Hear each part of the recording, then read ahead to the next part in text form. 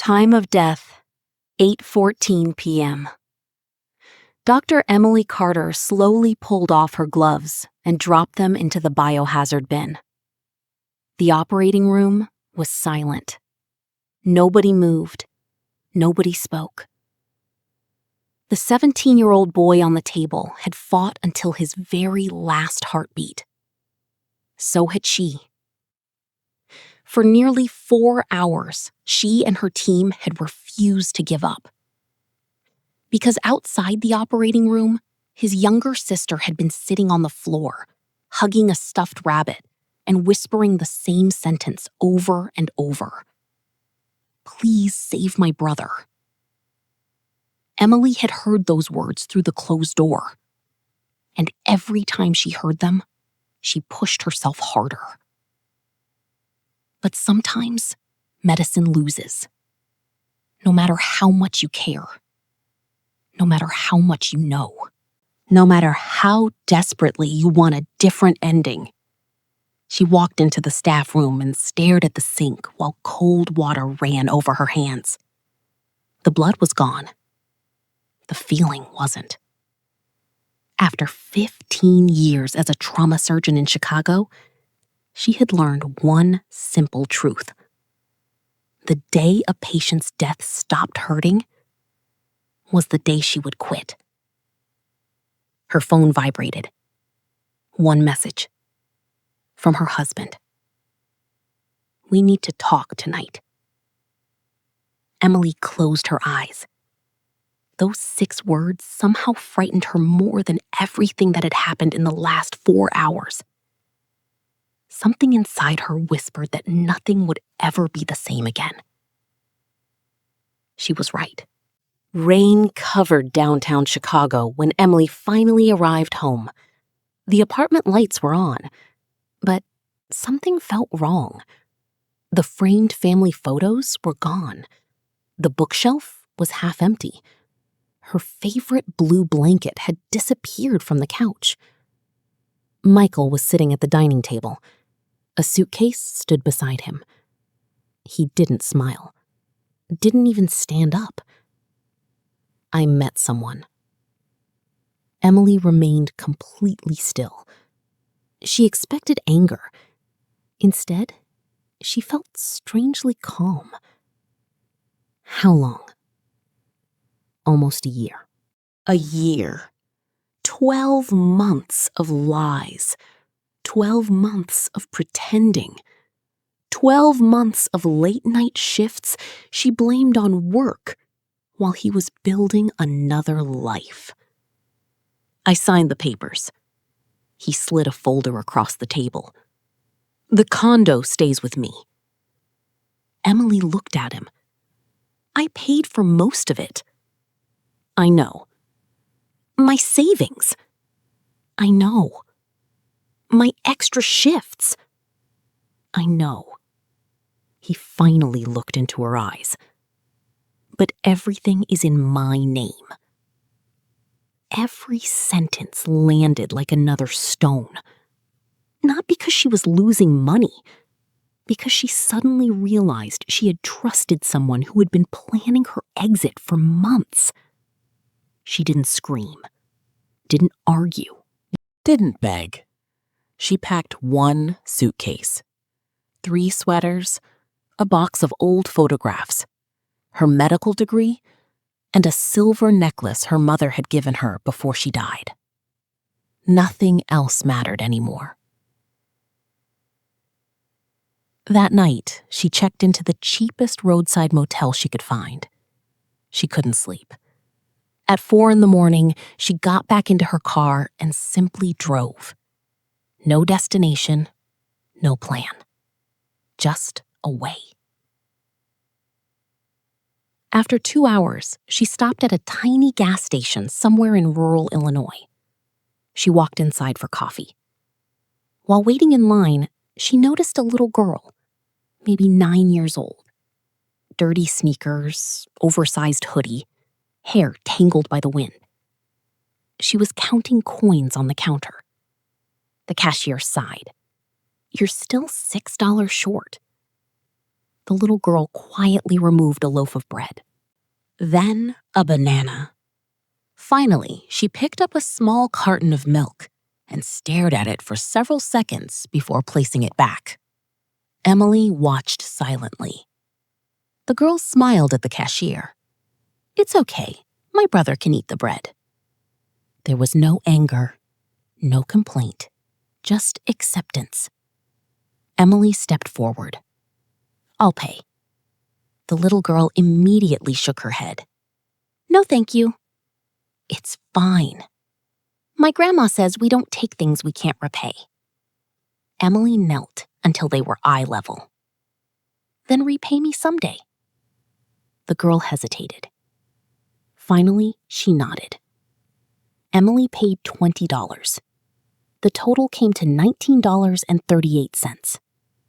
The girl carefully placed the remaining 62 cents into her pocket as if it were treasure. "What is your name?" Emily asked. "Lily." "And your brother?" "Ethan."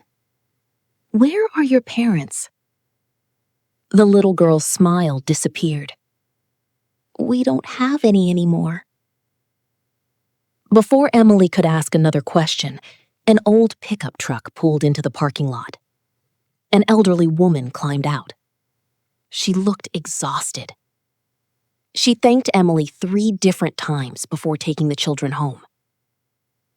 Emily watched them disappear down a country road. She had no idea that this $20 decision would soon destroy everything she believed about coincidence. 3 months later, the FBI would knock on her door, and the first question they asked would leave her speechless.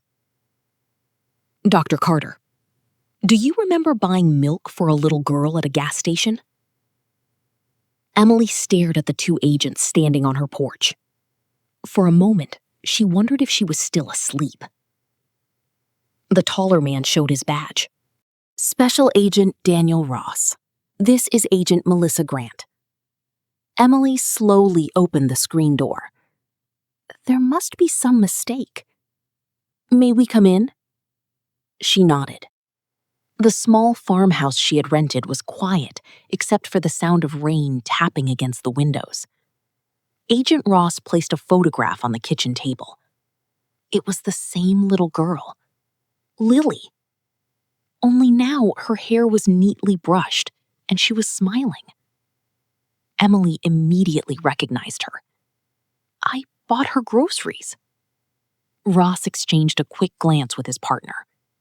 "And you spoke to her for approximately 4 minutes." Emily frowned. "I guess so." "Did she tell you anything?" "No." "Did anyone follow her?" "I didn't notice."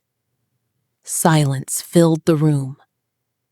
Finally, Agent Grant took a deep breath.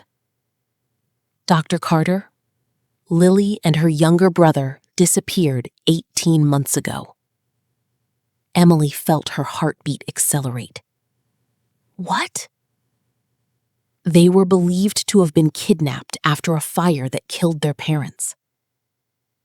Emily slowly sat down. "But I met them." "We know." "Then why weren't they rescued?" Ross slid another folder across the table. "Because everyone believed they were dead." Emily looked at the photographs. A burned house, police tape, news headlines. 2 smiling children. Missing. Presumed deceased. This doesn't make sense. "It doesn't," Ross admitted. "The elderly woman you saw is not their grandmother." Emily stared at him. "Who is she?" "For the last 18 months, she has been protecting them." The story sounded almost unbelievable. Lily's father had owned a technology company worth hundreds of millions of dollars. After refusing to sell it to a criminal investment group, he began receiving threats. The family entered protective custody. But before federal authorities could relocate them, someone set fire to their home. Everyone believed the parents and children died that night. The parents did. The children escaped through a back window. An elderly neighbor named Margaret Wilson found them hiding in the woods. The children were terrified. They believed everyone connected to their parents could be dangerous. Margaret made a decision that changed all of their lives. She took them away, never contacted anyone, never spent $1 from the reward money. She simply raised them as her own, hidden, safe, poor, until the day Emily met Lily at the gas station. But why are you telling me this? Agent Grant smiled softly. Because Lily won't stop talking about you. Emily blinked. What? She keeps telling everyone that an angel bought her milk. Emily laughed for the first time in months. I just spent $20. To her, it meant her little brother didn't go hungry. Ross reached into his briefcase. Margaret passed away 4 days ago. Emily's smile disappeared. The children are now in temporary federal custody. Emily remembered Lily carefully putting 62 cents into her pocket. Remembered her tiny voice. My brother can eat the bread. She felt something tighten inside her chest. Are they okay? They're safe. But they're terrified. That afternoon, Emily agreed to visit. The Federal Family Center looked more like a school than a government building. Colorful walls, books, paintings, small chairs.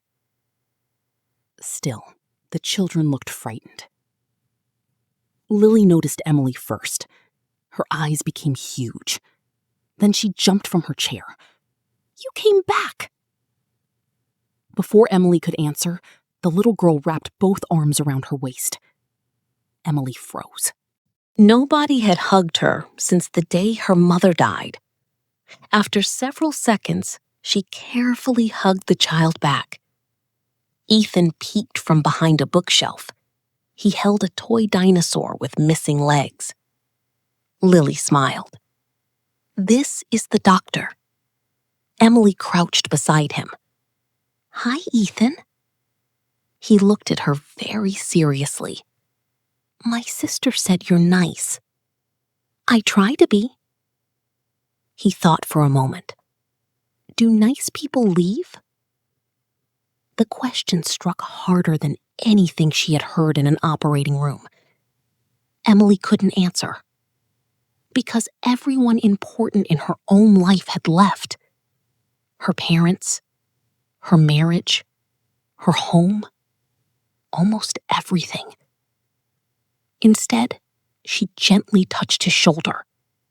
I'm here today. That seemed enough. He stepped closer. Over the next several weeks, Emily kept visiting. Every Saturday, then every Wednesday evening, then whenever she finished work early. They baked cookies, played board games, read adventure stories. Slowly, Ethan stopped hiding behind chairs. Slowly, Lily stopped asking whether someone would take them away again. One afternoon, a social worker pulled Emily aside. They trust you. Emily smiled. I'm glad. No. The woman looked directly into her eyes. They trust only you. Emily's smile faded. What are you saying? The social worker hesitated. The court is looking for a long-term guardian. Emily immediately shook her head. I'm a surgeon. I work crazy hours. You also haven't missed a single visit in 8 weeks. I rent a farmhouse. You made it feel like home. I'm not a mother. The social worker smiled. Neither is anyone, until life gives them a chance. Emily drove home in silence. The empty farmhouse suddenly felt even quieter than before. She walked into the kitchen. One mug, one plate, one chair slightly pulled away from the table. For months, she had believed she wanted peace. But now, peace sounded exactly like loneliness. She opened the refrigerator. On the top shelf sat a small drawing Ethan had secretly placed there during his last visit. 3 stick figures stood under a bright yellow sun. One was tall. One had long hair. One held a dinosaur. Above them, written in crooked letters, were 4 simple words. Our almost family. Emily sat on the kitchen floor, and for the first time since losing everything, she cried. Emily didn't sleep that night. She made tea 3 times, never drank it, walked from one room to another, stopping every few minutes to look at Ethan's drawing taped to the refrigerator. Our almost family. 2 weeks earlier, those words would have sounded impossible. Now they wouldn't leave her mind. At 6 a.m, her phone rang. It was the social worker. Emily? Something in her voice was wrong. What happened? Lily had a panic attack last night. Emily stood up instantly. Is she okay? Physically, yes. What caused it? The woman hesitated. A couple visited yesterday. Emily's stomach tightened. They wanted to adopt both children. And Lily refused to speak to them. Emily slowly exhaled. She locked herself in the bathroom and kept repeating one sentence. What sentence? Please don't make us leave the doctor. An hour later, Emily was already driving. Heavy rain covered the highway. She barely noticed. When she entered the family center, Lily was sitting alone by the window. She looked exhausted. Dark circles surrounded her eyes. The little girl noticed Emily and immediately stood up. You came. Emily smiled. I said I would. Lily walked closer. Very quietly, she asked, Can I tell you a secret? Of course. I'm trying really hard not to love you. Emily's heart almost stopped. The little girl lowered her head. Because every grown-up I love disappears. For several seconds, Emily couldn't speak. Then she knelt beside her. I can't promise that life will never change. Lily nodded. I know. But I can promise that I won't disappear without fighting to stay. For the first time in days, Lily smiled. A tiny, fragile smile. But it was enough. That same afternoon, Emily made a decision. One that terrified her. She called the hospital. I'm reducing my schedule. Her supervisor was shocked. You've spent 15 years chasing every extra shift. I know. You'll lose money. I know. You may never become head of surgery. Emily looked through the office window. Outside, Ethan was trying to teach Lily how to throw a football. They were laughing. For a moment, she realized she had spent years saving strangers while having no one waiting for her at home. That's okay. The adoption process was complicated. Background checks, psychological evaluations, financial reviews.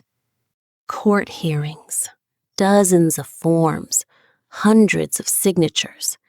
every week seemed to bring another obstacle. One afternoon, Emily almost gave up. She sat outside the courthouse with her head in her hands. A familiar voice interrupted her thoughts. Doctors aren't supposed to cry. She looked up. A man in his early 40s stood beside her. Dark suit, kind eyes, coffee in one hand, a file folder in the other. "I'm not crying." He smiled. "Of course not." She laughed despite herself. "I'm David Brooks." "The attorney?" "The annoying attorney assigned to your case." They shook hands. Emily noticed he looked tired, the kind of tired that comes from carrying responsibility for too many people. "I heard what you're trying to do." Emily sighed. "I'm trying." "No." He smiled again. "You're already doing it." Over the following months, David became impossible to avoid. Every hearing, every meeting, every phone call. He always appeared with coffee, always remembered Ethan's favorite cookies, always asked Lily about school, never once tried to impress anyone. One evening after another exhausting day, he drove Emily back to the farmhouse. The porch light was on. Inside, Lily and Ethan had fallen asleep on the couch while waiting. A movie was still playing. Popcorn covered half the blanket. Emily quietly smiled. They never wait for anyone else. David looked at the children. They knew you'd come. He turned toward Emily. They trust you completely. She whispered, "I'm terrified of failing them." David looked at her for a long moment. "The best parents I know all have the same fear." 3 weeks before the final hearing, something unexpected happened. Emily received a certified letter. The return address belonged to Michael, her ex-husband. Inside was a handwritten note. "Emily, I heard you're trying to adopt 2 children. I don't deserve forgiveness, but there is something you should know. The condo is gone. The woman I left you for left me 6 months later. I finally understand what I threw away. I found the bank records. You paid almost everything. I've signed documents returning your share. Not because a lawyer told me to, because it was always yours. I hope someday someone loves me the way you loved everyone else. Michael." Emily quietly folded the letter. For a long time, she simply stared out the window. Months earlier, she would have celebrated. Instead, she felt nothing. No anger, no satisfaction, no revenge, only distance. The life she once begged to keep no longer belonged to her. At that exact moment, Ethan ran into the kitchen holding a science project. "Emily, look!" Behind him, Lily laughed. David carried 3 pizzas through the front door. The house suddenly filled with noise. Real life. Messy life. Happy life. Emily placed Michael's letter into a drawer without reading it again. Then she walked toward the voices that had slowly become her world. And somewhere deep inside, without realizing it, she had already stopped surviving and finally started living. The courtroom was almost empty. No television cameras, no reporters, no dramatic speeches.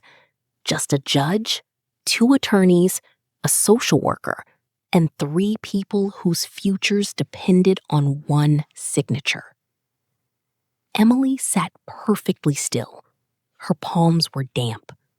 Across the room, Lily squeezed Ethan's hand so tightly that his fingers turned white. David leaned toward Emily and whispered, "Whatever happens, you changed their lives." Emily nodded, but her heart refused to slow down. The judge adjusted her glasses and looked through the final documents. "Dr. Emily Carter?" "Yes, Your Honor." "You understand that adoption is permanent?" "I do." "You understand that from today forward, you will be legally responsible for these children?" Emily looked toward Lily and Ethan. Lily was trying to look brave. Ethan was nervously swinging his feet beneath the chair. Emily smiled. "I've been responsible for them for a long time already." For the first time, even the judge smiled. She signed the papers. The sound of the pen touching paper lasted less than 2 seconds, but it erased years of loneliness. "It is the decision of this court that Lily Wilson and Ethan Wilson are hereby adopted by Dr. Emily Carter." Silence. Then Ethan looked around in confusion. "Does that mean we go home?" The judge laughed softly. "Yes, young man." Ethan jumped from his chair and wrapped his arms around Emily. "So you're really our mom now?" Emily couldn't answer. Her throat closed. Instead, she kissed the top of his head. Lily walked over much more slowly. She stood in front of Emily for several seconds, then whispered, "I don't have to leave anymore?" Emily gently held her face. "No, you never have to wonder where you belong again." Lily burst into tears. So did the social worker. Even David quietly wiped his eyes. Life didn't suddenly become perfect. There were difficult mornings, nightmares, school meetings, forgotten homework, burned pancakes, arguments over bedtime. Ethan once decided the family dog needed a bath using strawberry yogurt. Lily accidentally dyed half the laundry pink. Emily worked fewer hours and earned less money. The farmhouse roof leaked every time it rained. The washing machine broke twice. Some months, every dollar had a purpose before it even arrived. And somehow, Emily had never been happier. The silence that once filled the house had disappeared. Now there was always laughter, music, running footsteps, voices calling, "Mom!" The first time Ethan said it in front of strangers, Emily almost cried. The second time, she smiled. By the 100th time, it simply felt natural. One snowy evening, David arrived carrying a Christmas tree almost twice his size.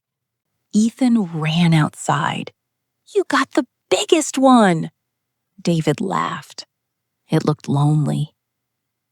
They spent hours decorating it. Half the ornaments ended up on one side because Ethan insisted the tree looked cooler that way. Lily carefully placed a paper star on the very top. Emily watched them from the kitchen. She realized David had become part of every ordinary day without anyone noticing. He fixed broken chairs, helped with homework, cooked terrible spaghetti, read bedtime stories using different voices until Ethan laughed so hard he couldn't breathe. Nothing had been planned. It simply happened. Later that night, after the children fell asleep, Emily found David sitting alone on the porch. Snow covered the fields. Neither of them spoke for several minutes. Finally, David smiled. "I've been practicing a speech." Emily laughed. That's dangerous. I know. He reached into his coat pocket and pulled out a tiny folded piece of paper, then looked at it. Then sighed. This sounded much better at home. Emily couldn't stop smiling. So don't read it. He folded it again. Good idea. He took a deep breath. When I first met you, I thought I was helping a client. You were. Turns out, you were saving me too. Emily looked at him quietly. I spent years working late because I didn't want to go home to an empty apartment. He continued. Then somehow, I ended up building shelves in your kitchen, fixing your fence, and arguing with Ethan about dinosaurs. Emily whispered. He still thinks T-Rex could beat anything. He's wrong. She laughed. So, David looked toward the warm light shining through the farmhouse windows. I don't need an answer tonight. Or next week. But if one day you think this already crazy family could survive one more person, I'd like to stay. Emily didn't answer with words. She simply reached for his hand and didn't let go. 1 year later, the farmhouse looked completely different. Fresh paint, a new porch, flowers along the fence, a swing hanging from the old oak tree. Inside, photographs covered almost every wall. Lily's school concert, Ethan holding a giant fish, Emily covered in flour after a failed pie experiment, David asleep on the couch with a history book covering his face. Every picture captured something Emily once believed she would never have: a normal life. On the anniversary of the day she bought milk and bread at the gas station, the family stopped there on the way home. The cashier recognized her immediately. It's you. Emily smiled. I guess it is. The woman reached beneath the counter and handed her a small glass jar. Inside were dozens of folded dollar bills. Emily looked confused. What is this? The cashier smiled. After that little girl told everyone what you did, people started leaving money here. For what? So no child ever has to put milk back on the shelf again. Emily slowly opened the jar. There wasn't a fortune inside. Maybe a few $100s. $1, $5, loose change. Tiny acts of kindness from complete strangers. Lily quietly slipped a $20 bill into the jar, the same amount Emily had once spent. Ethan added 3 crumpled $1 bills from his own pocket. David smiled and added another 20. Emily looked at the growing pile. One simple decision, one small act, one moment that almost seemed insignificant. And yet, it had created a chain of kindness that connected people who had never met. As they walked back to the car, Lily gently took Emily's hand. Mom? Yes? Do you think miracles are real? Emily looked at David loading groceries into the trunk, at Ethan pretending the shopping cart was a race car, at the fading sunset over the highway. Then she smiled. I think miracles usually look like ordinary people making one kind choice at exactly the right moment. If this story warmed your heart, leave a like, subscribe to the channel, and tell us in the comments, what small act of kindness changed your life forever? Sometimes the smallest decision becomes the beginning of a completely new story.